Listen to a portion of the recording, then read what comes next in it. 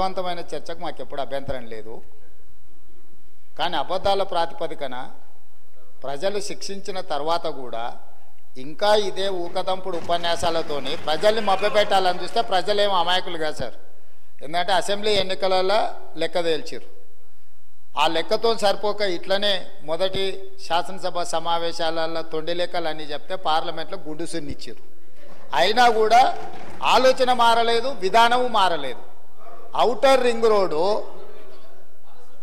159 కిలోమీటర్లు ఆనాడు కాంగ్రెస్ పార్టీ అద్భుతంగా ప్రపంచానికే ఆదర్శంగా ఉండే ఔటర్ రింగ్ రోడ్డును నిర్మిస్తే లక్షల కోట్ల రూపాయల విలువైన ఔటర్ రింగ్ రోడ్డును పల్లి బఠానీలకు అమ్ముకున్నట్టు 7,000 కోట్ల రూపాయలకు అమ్మి తెగనమ్మి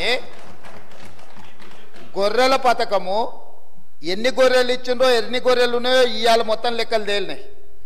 గొర్రెల మీద ఏసీ బోళ్ళు ఊరికి అట్లా మీద ఇట్లా తడిమి చూస్తే ఆల్రెడీ 700 కోట్లు గొర్రెల పేరు మీద దిగమింగినరు అని చెప్పి ఈరోజు రిపోర్ట్స్ వచ్చినాయి. కేసీఆర్ కిట్టులో ఏం అవినీతి జరిగిందో వారు కోరుకుంటే విచారణకి ఇద్దాం, దాని మీద కూడా పోదాం. ఇదే కాకుండా గొప్ప పథకం అని చెప్పిన బతుకమ్మ చీరలలో జరిగిన